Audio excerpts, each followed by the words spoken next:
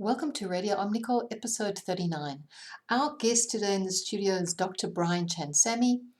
He works in the organization called Leap Leadership and Learning, and also Dr. Hilton Rudnick in the session to discuss leadership and also the concept of why, as a leader, you need to be a good coach. I enjoyed the session a lot. I found the part about listening and the different levels of listening very interesting.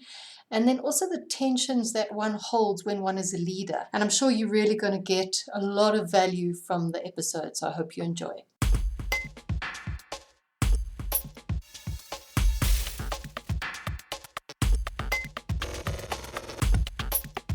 So welcome Brian and Hilton to the studio today. It's so exciting to have the two of you to chat. Brian, we've been trying to get you into the studio for about 2 years, I think, to have a podcast with you. So we're really thrilled today. How's everything been going? What's been keeping you busy? Well, thank you, Colleen. Thank you, Hilton, for this opportunity of doing this podcast. I count it a privilege to share my knowledge and experiences. I've been pretty busy recently working with teams across Africa and South Africa. I've been fortunate to have been given some work to do some work with some banks on digital leadership. I've got a large number of requests for coaching, especially spin-offs from my corporate work from individuals who would like their husbands or wives to be coached as well using the Enneagram, and that's been keeping me pretty busy. I've also been fortunate to do some career coaching recently, and interestingly enough, over the pandemic, people have been very interested in where their career is going, and so I've been doing a lot of career coaching for mid-level and senior level exco members. That's fascinating. And Brian, maybe just a brief intro, a little bit about your background, just so that the listeners can get up to speed with who you are. Yeah, I've got a background in public education. I started off as a teacher, went into the Department of Education in the Gauteng department, and became involved as a researcher on the South African Schools Act. I moved into the parastatal world with, becoming involved with learning with the parastatals in the corporate world, doing learning strategies for APSA. And my first venture into the corporate world, putting in a new learning strategy called LEAP, Learning to Enhance and Perform. I spent some time there and then joined Barclays Africa as the head of leadership, learning and talent for the 12 countries in Africa. And I ended up my career in Barclays Africa.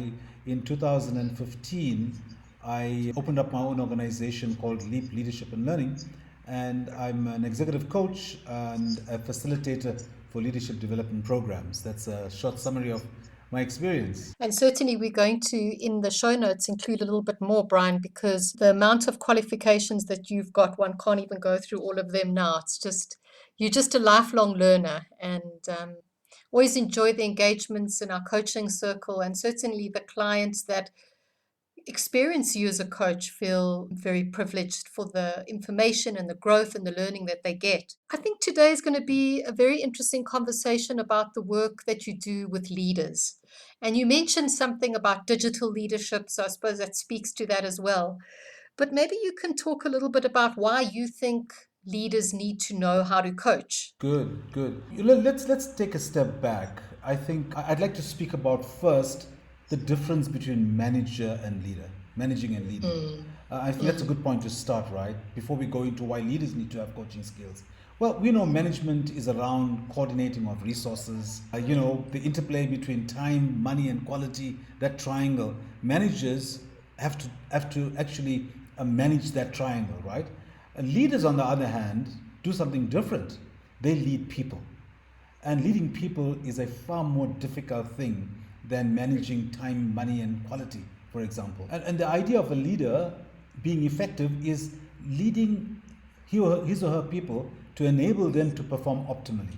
Hence, she needs to coach or he needs to coach the team members and followers. The easiest thing is for a leader to do it herself, but to enable her team members, to get them to help and support them, to see what's preventing them from kind of optimal performance, so that they can take ownership, is what leadership is all about. So when we speak about leaders needing to have kind of coaching skills, I'm always reminded of Lao Tzu. I was an activist in my younger days, and I'm still an activist now, but I always remember this quotation from him: go to the people, live with them, learn from them, love them, start with what they know, build with what they have.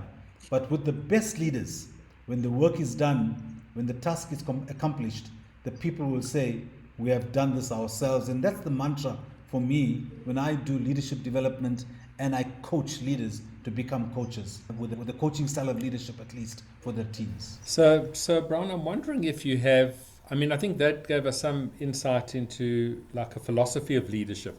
Do you have like a model of leadership that, or a version of leadership that you kind of believe is generalized to most organizations?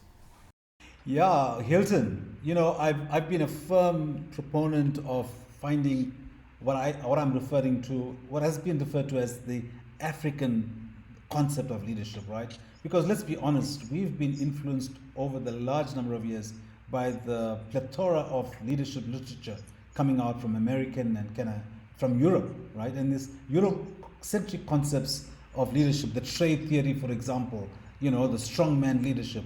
And somehow I've just found in my experience that in Africa, we need to really look at something different. So in answering your question, I want to speak about two aspects here. Firstly, that leadership is more than just behaviors, right? So we've got the character of a leader, which is those intrinsic characteristics and attributes and values a leader holds. And these are the same for all colleagues and leaders, regardless of what position you hold in an organization. So that's character. The second component is the capability of the leader, those skills and knowledge a leader is expected to hold. And it applies to all leaders. The third component is the conduct of a leader. Those intrinsic characteristics and skills and knowledge are not enough to make you a leader. Leadership must also be demonstrated. So for me in Africa, we need to look at those three: the character, the capability, and the conduct of leaders. But the second component, when we speak about some of these capabilities, we speak about, for example, leaders having commercial decision making, building an effective control environment, driving continuous improvement in innovation, like defining and executing change, enabling high performance, working collaboratively, building relationships, developing others. But the most important one for me is building self-insight. I'm a firm believer that you can't really build a leader as a coach if you don't start with understanding self, having a deeper self-insight, and moving to be a better person overall. So that was the first component, the character, capability, and conduct. The second component is the dilemmas and tensions of leadership. I believe that a leader has got basically, 4 key tensions and dilemmas to balance in his or her life. So firstly, how much of strength do I show my team versus how much of weakness do I reveal to my team? That's a tension, that's a dilemma. And it's a continuum, it's a sliding scale. There's no right answer here for everybody. It's not a cookie cutter or a one size fits all, right? So that's the first dilemma. The second dilemma is how close do I get to my team versus what distance do I keep away from them? The third dilemma, how much are you yourself versus how much do I conform to my team? And finally, how much do I communicate versus how much do I hold back? So you'll see these are tensions that every leader has to hold within himself or herself, and how the leader balances those tensions is what makes him or her effective. Sure, they're very difficult, Brian. I also am privileged to be a leader, and I think really what I've learned is that it's different for each person that you are leading, right? Those tensions are based on what you pick up from what your employee needs. Absolutely. It has to be customized. Every single individual is a unique individual. And a leader must look at the individuals in his team and understand what will make the best fit for this particular individual in terms of those tensions. And that is why they move along that sliding scale on the continuum.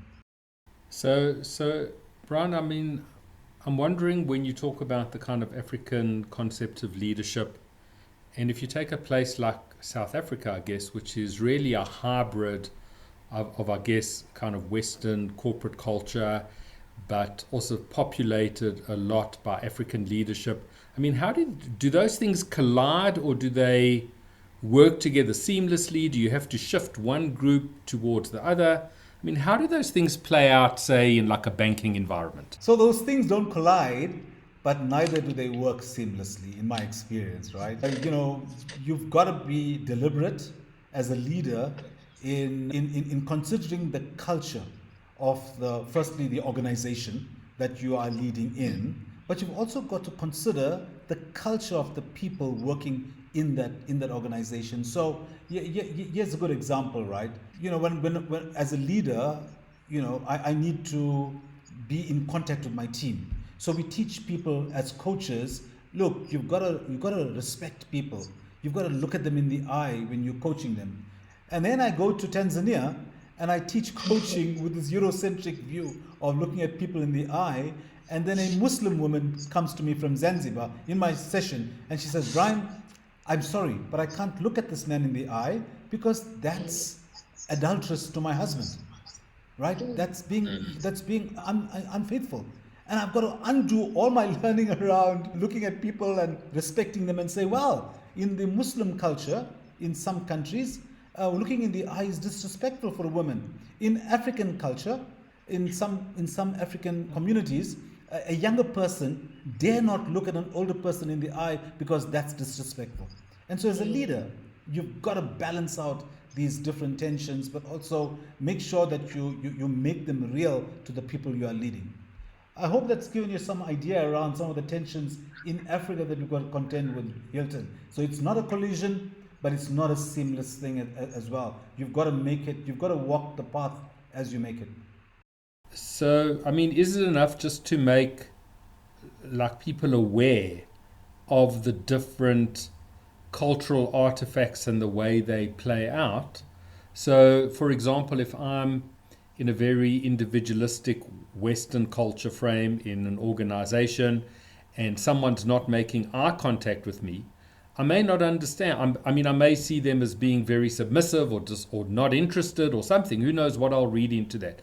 Is it just about culturalizing everybody in the environment around the different cultural dynamics, or is it about training people who are different culturally to conform to the model of culture in the organization? Isn't it's both? It's bringing awareness, but it's also awareness, it's the whole awareness to action cycle. It's bringing awareness, getting understanding set in the organization, taking action. A big problem we have in our country, as we have in the world, is not conscious bias, it's unconscious bias. And this is not related to race only, it's related to gender, it's related to language, it's related to age, it's related to so many different aspects of our lives, every single one of us. As leaders, we've got to address that unconscious bias in us. So in my mind, it's got to be a deliberate thing, bringing awareness, but also taking action and sustaining that action. And I think the leader has an amazing opportunity by role modeling his or her behavior of leading a team to transforming their own lives. And it's not going to only help them in the corporate world, it's going to help them in society, in their homes, in their families. It's going to make them better people all around. So, Brian, when you're looking and you're running your workshops, what are the types of behaviors that signal to you that people have got this insight and self-awareness as a leader? Wow, that's an interesting question. So firstly, I can speak about the number one thing, especially during the pandemic, right? Compassion. A leader who shows compassion is so noticeable, amongst staff, right? So how compassionate am I as a leader? The second important thing that I notice leaders, all over is how am I creating safety for my team? Simon Sinek speaks of a circle of safety. Recently, we've heard a lot of psychological safety. People are looking for leaders who can create a safe environment for them to discuss things, to debate, to challenge, to ask questions. How safe an environment is the leader making for me? So in terms of behaviors, Hilton, it's around compassion, it's around creating safety. But recently, some research, I think, from Deloitte has shown that it's giving clarity to your staff becomes a key behavioral trait. What kind of clarity am I giving to my staff in terms of this uncertain times, right? And linked to that, is communication. Strangely enough, all of them have those C's: compassion, circles of safety, creating safety, giving clarity, but also communicating. And I think it's in this time, communication is such an important behavioral trait of a leader. I mean, Brian, I think a lot of the things you're talking about are profound in a way. So, if we're looking as an effective mode of leadership to have compassion and create safety, I mean, we know, of course, that those are good ideas. But in your role of guiding leaders to be coaches, do you find that like some people are just dispositionally not equipped to become a coach? That, for them, their mode of leadership is much more autocratic. That's the way they've been successful. And they just can't shift into maybe the more benevolent forms of leadership that you're talking about. While on one hand, I believe that coaching is something that you need to be passionate about. It's a calling, right? On the other hand, I firmly believe that every single leader has to have coaching as part of his PD objective. No leader can say, I can escape coaching my team. However, what kind of coaching are we speaking about, right? So, if you look at conversations, if you can just picture on the left-hand side is a very directive conversation, telling people, problem solving, giving people advice, just making suggestions, telling people do this. So that's very directive. On the right-hand side would be like, challenging thinking, listening, asking, more developmental conversations. A leader needs to do both. Needs to have directive conversations and development conversations. Not every occasion requires a coaching intervention, right? So for example, a leader, when there's an immediate crisis, when time is of a predominant criterion, a leader must be able to direct and tell somebody exactly what to do, or do it himself or herself, especially when there's a crisis. However, if the quality of the result matters most, or if maximizing learning is predominant, then coaching comes in, and it's got to be there. So in answer to your question, I would say every single leader needs to have a coaching element in his style, right? But not every leader would necessarily be the best coach. I believe every single leader needs to get involved in what I call skills coaching or performance coaching, right?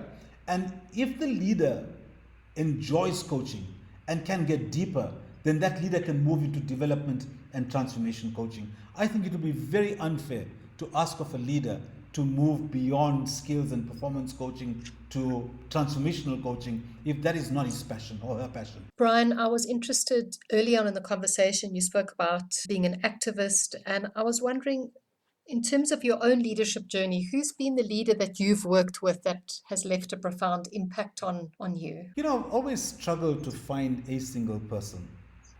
But I know that many of the things I hold as dear to leaders in different individuals. And I guess we as human beings, we can't contain all of those good things in us, And so I can give you examples of leaders, in my journey, but different people had different skill sets and different things they showed to me what a real leader does. But I can't point to a single individual that had all of these in him.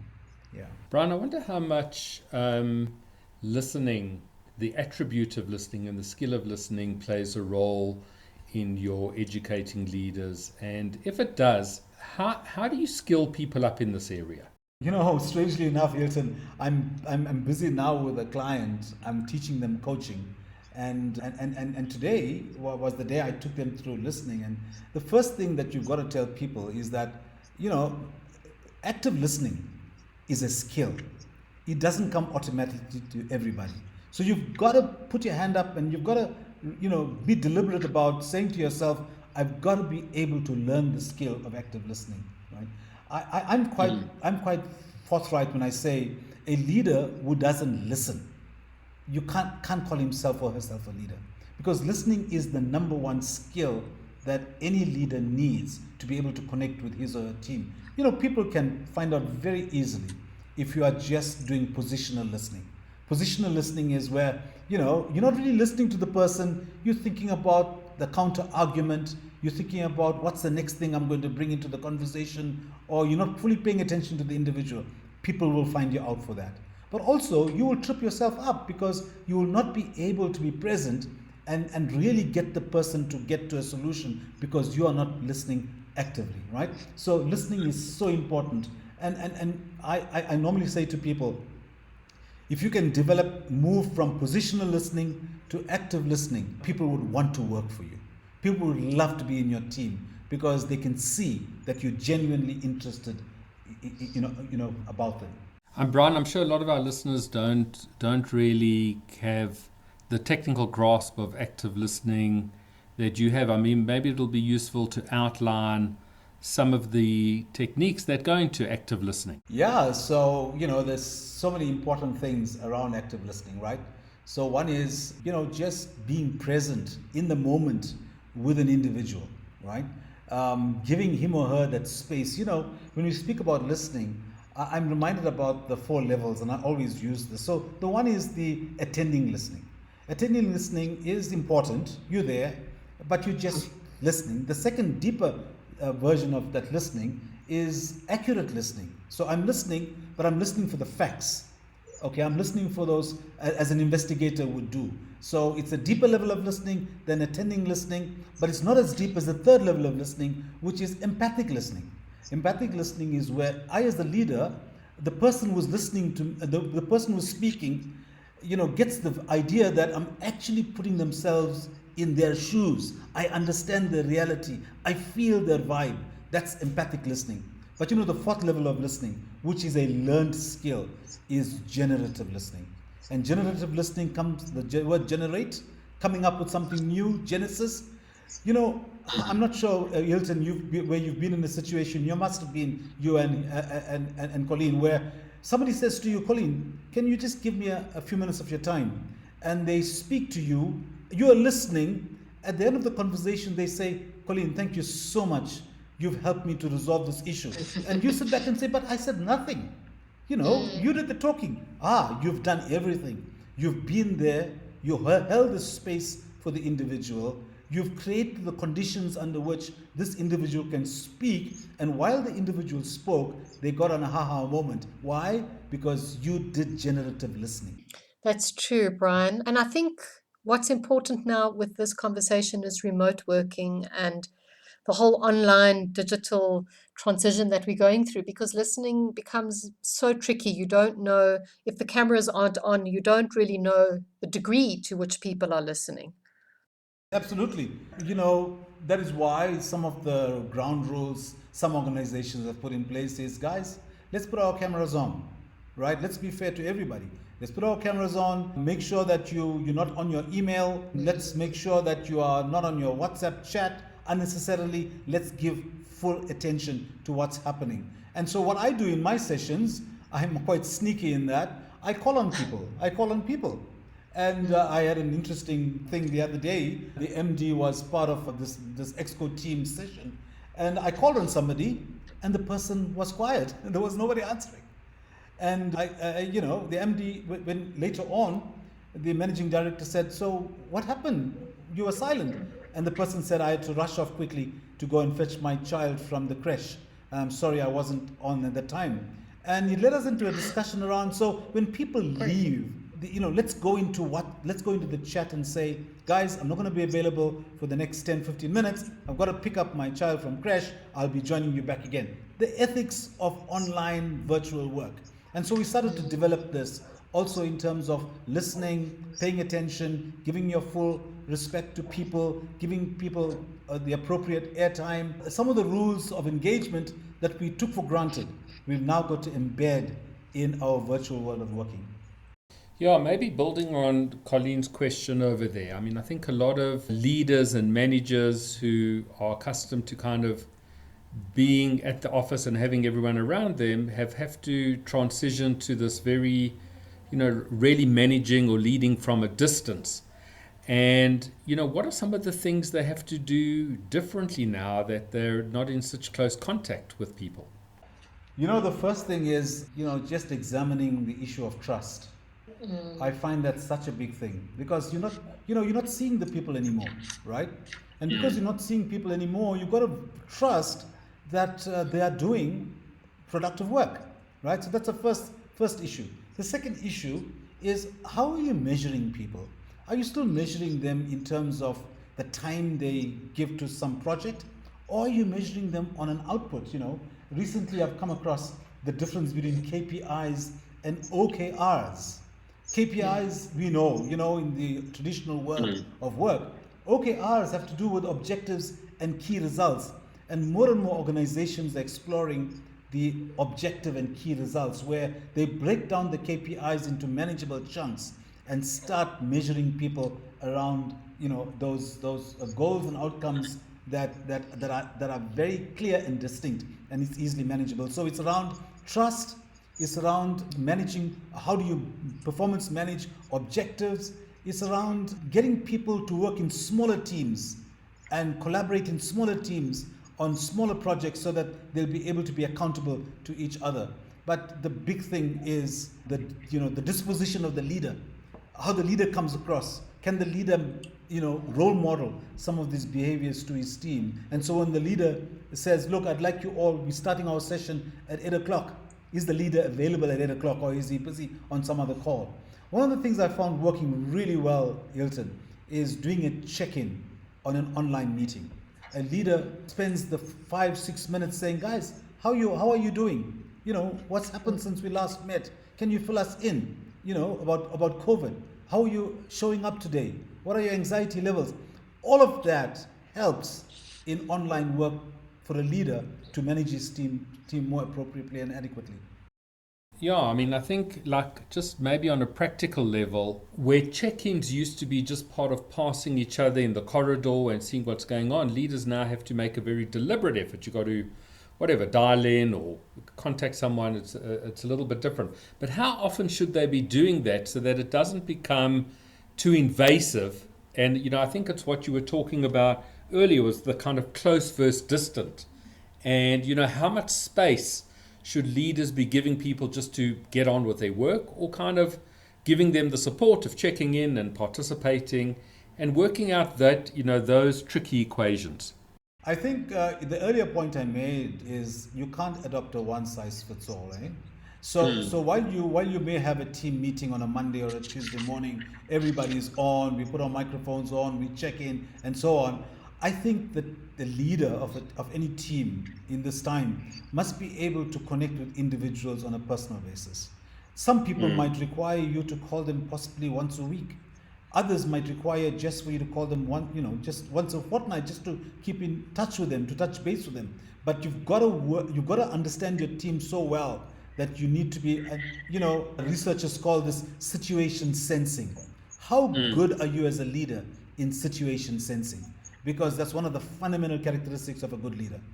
Do I know my team well enough to know whether they want me to call them every day, or they want me to leave them and call them maybe once a week? And that is a sign of a good leader. I love that, the way that you've captured that situation sensing. What I wanted to talk a little bit more about was just when you're with someone who you've been a coaching leader, you've done the listening, you've been compassionate, and you're still not seeing the results maybe that you hoped for. At what point do you become much more directive, and how do you switch? When do you know when to switch, or do you just become permissive? Because it feels a bit like the coaching methodology is very empowering and gives people a lot of space. Yeah, that's a good point. In fact, today in my session, we addressed a very similar issue, So the first thing is a leader needs to be humble enough and needs to put aside his ego to realize that, look, I'm not making headway with this individual. The problem might be me as a leader. The problem might be me as a coach. Maybe this chemistry is not there anymore.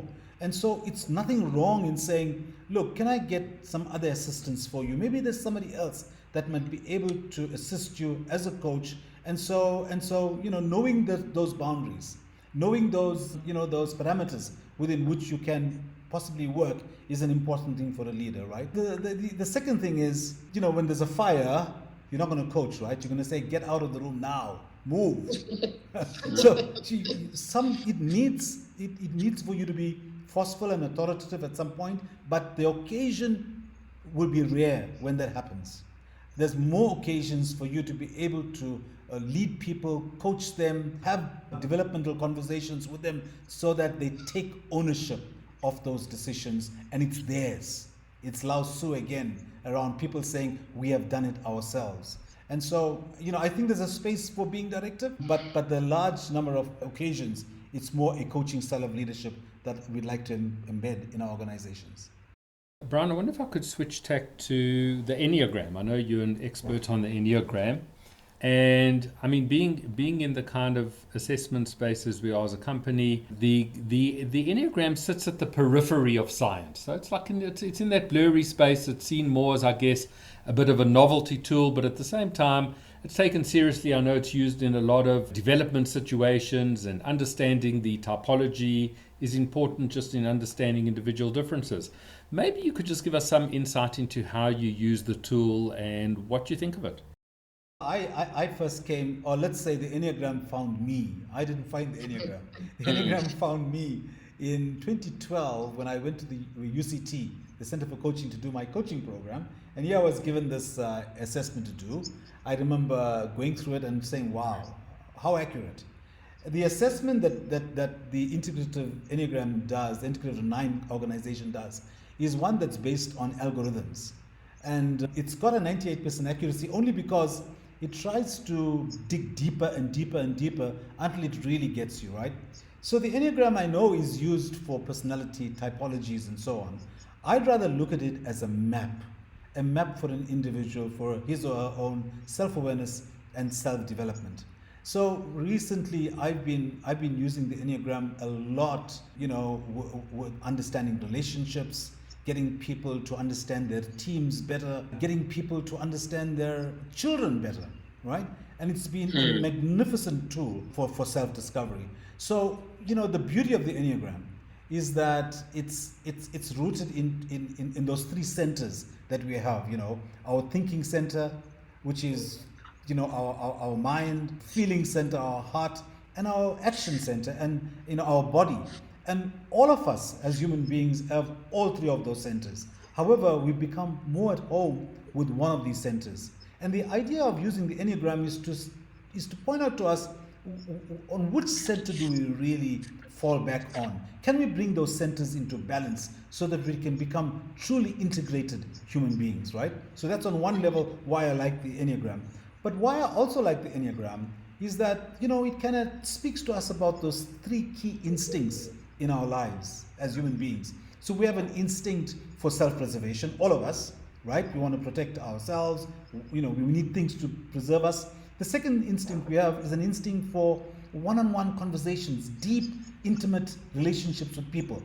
And the third instinct is a social instinct, a wanting to belong to a community, a family, a bigger group, etc.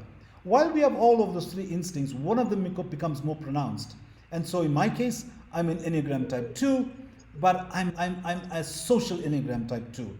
In other words, what's more important for me is a group of people, a team, and knowing that, I'd be able to look at what are the strengths I bring to any team, to any family, to myself, what are the weaknesses I have that I need to take care of, and the Enneagram has a wonderful way of looking at where do I go to when I'm stressed, where do I go to when I'm released and not stressed? How do I take care of those triggers in my life? It just makes me a better individual, a better dad, a better leader. That's why I find the Enneagram such a powerful tool, Hilton. Brian, earlier you spoke about how your career started, which was through learning. How do you create learning organizations now with remote work, and what has the impact been working in the space of leadership development? Yeah, learning is a passion of mine. I started off as a teacher.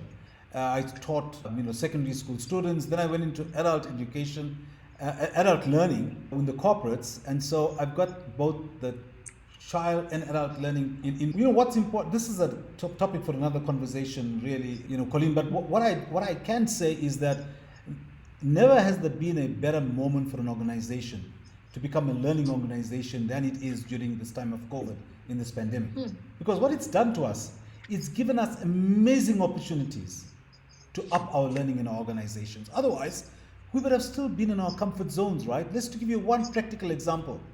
Learning for many organizations has been like scheduled learning.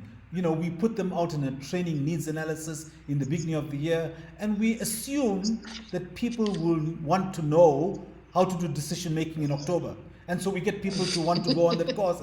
Now that is outdated, and what the pandemic has taught us is that we cannot do learning in that way. It's got to be, it's forced us to think differently about so many aspects of learning, right? The question is, what are we picking up what we're learning during the pandemic and building this into the next normal? I know for sure that I as a facilitator, I'm never going to go, I'm quite deliberate about this. I'm never going to be going back to the old way I facilitated programs. In workshop-based, heavy workshop-based learning where you sit in a classroom, the company pays for your travel, the company pays for your food and for the facility. I mean, that is a thing of the past. What we are going to have is a mix of online, but also face-to-face work. Face-to-face is important, guys. We cannot do everything online. We need the touch. We need to see people. We need to engage with them. And I know that the way I'm going to be shaping my offering to corporates is both online and face-to-face work. So yeah, it's revolutionized the way we're going to be doing learning in future. Yeah, it sounds like for sure the world has changed, and the whole old order has shifted on its axis, and I guess that's one of the things, the way we learn. Brian, you spend quite a lot of time talking about the kind of dispositional aspects of leaders and character and compassion and those kind of things. And, agreed, those are really good character traits. But you also spoke about ability. And we know that effective leaders are visionary. They can look into the future. They keep their organizations relevant. Is that something that forms part of your curricula or the way that you approach development of leaders? Or is that something that you kind of bracket for them to do? No, it is something which I'd like to build into my curriculum. I know that some people are of the view that leaders born and not made. I have a different view. I think there's leadership potential in everybody, and maybe it's this abundant spirit, that I'd like to have in my life. That in every single individual there is a leader. It's like if you take a piece of sculpture. What did the sculptor do?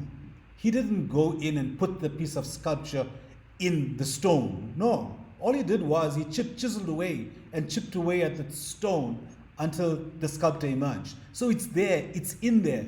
What we need to do as facilitators, as leaders, as coaches, is to keep chiseling away with wonderful questions, with creating an environment, an enabling environment for people, holding the space for them so that they can emerge as leaders. So I believe leaders can be made. And so my curriculum for leadership development is fully teaching people how you can become a strategic leader, how you can move from being just operational to become more strategic. It's a seismic shift, as one of the Harvard Business Review articles says, and we can actually teach people to make that seismic shift into becoming from operational to a strategic leader. That can be done. And so visioning, future thinking, strategic leadership are all things that can be taught to any individual. I mean, it's interesting from a kind of assessment point of view. There's a kind of view that you need a certain level of complexity of your thinking to be able to unravel trends into the future, to be analytical and join the dots of how things are going to unwind. And there would probably be a view that like some people are equipped for that and others are going to plateau at a different level in the business. I mean, it sounds like you're saying something a little bit different, that you can really just teach anybody. I am saying that certain people have a disposition to analytical thinking, to mathematics, right, etc. However, it can be taught. It might be more comfortable for the person who has a disposition towards mathematical and analytical thinking, right? It might be more comfortable for those people, easier to move into, right? Be passionate about it. But for those leaders, for example, let me give you finance skills as an example, right? Now, I'm not a finance person. As I grew up as a young man, I equated finances to capitalism. and I was anti-capitalist. I'm a Right. socialist at heart. And so what I did, I adopted a very negative attitude towards finances. It was the only subject I failed in school, accountancy, right? Now, and that disposition in me against finances and understanding financial statements had a bad effect as I grew up as a leader. I had to tell myself, you know what, I've got to change my mindset. I've got to now start learning to understand finances, learn to understand profit and loss, an income statement, key financial ratios, a cash flow statement, and I taught myself that. It wasn't a natural thing for me, but I learned it. All right. And Right. so, to somebody who's good in finances, this will come like child's play. To me, it's harder, but I've got to learn it, and I've learned it, and I'm pretty good at it now. You see the difference? So I still believe people have the potential to learn stuff, and given the right passion, given the right energy, given the right focus, given the right coaching, they will be able to get it. So Brian, you spoke earlier about being an abundant spirit, and I can definitely attest to that abundance. One of the things that just really impacted me when COVID landed, you took the step to offer coaching, you got involved in initiatives to help people at no cost.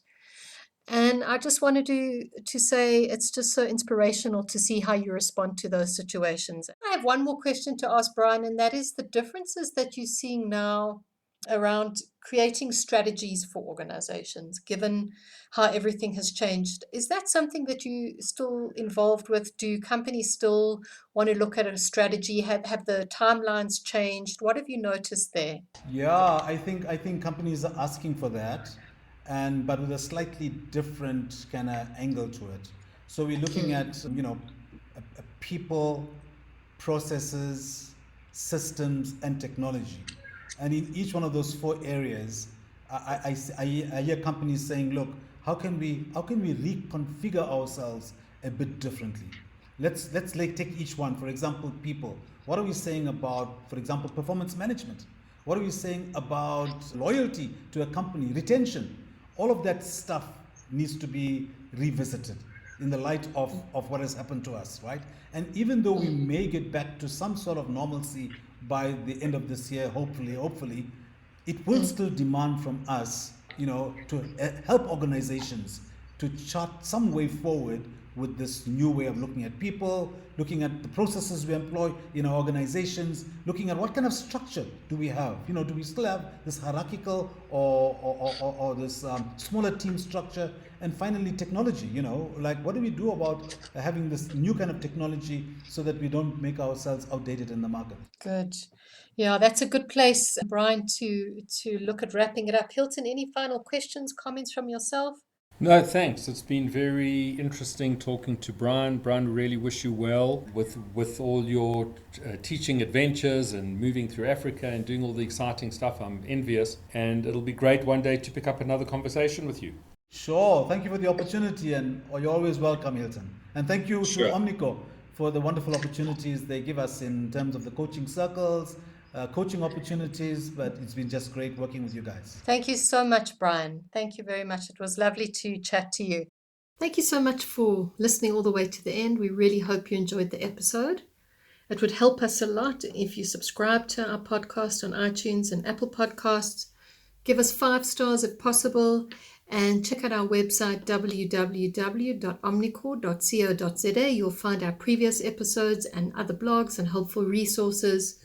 And we look forward to connecting in the next episode.